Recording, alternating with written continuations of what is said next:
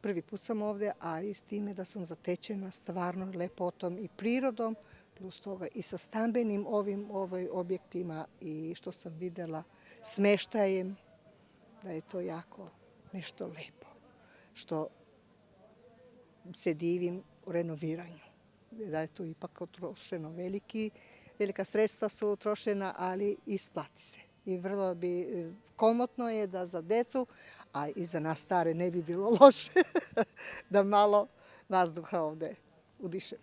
To je bilo... Kako je danas sa vašim komšijama ovde? Vrlo isto su, imaju iste komentare kao što imam i ja, i tako da stvarno smo oduševljeni. Oduševljeni. Ostaje naši programi bioskop, druženja, posećujete? Posećujem i Vračarski bioskop, uvek me petkom obaveštavaju kad je bioskop, dolazim kad sam u mogućnosti. Mislim, naša opština je stvarno, ja sam mnogo godina na opštini Vračar i stvarno nisam nikad imala primedbi na žalbu, na nikakvu radom njenim. Tako da ne bi, mislim i ovo sad što vi nas vodite i ja sa vama sam oduševljena kao sad što predstavljate ovo.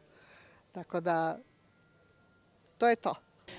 Danas smo mnogi se dvoumili, nisu pošli zbog kiše, međutim toliko smo lep dan imali i divno ljude koji su nas vodili, veoma ljubazni, pažljivi, informacije smo dobili divne.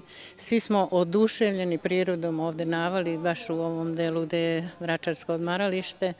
Obišli smo sve objekte, obišli smo sve ovde što je trebalo da se vidi. Predivno je. Dočekani smo lepo.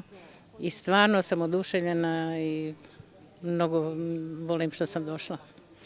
Inače u opštini Vračar stvarno smo zadovoljni, predivne ljude koji nas obaveštavaju i informišu o svim aktivnostima, dosta vode računa o penzionerima.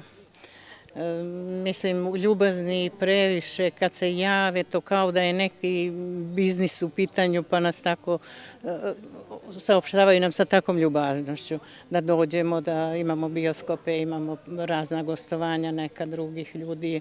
Imali smo i iz Nemačke jednu divnu grupu penzionera gde smo se jako lepo družili. Oduševljena sam sa vračarskim aktivnostima i drago mi je da sam član ovako jedne ekipe.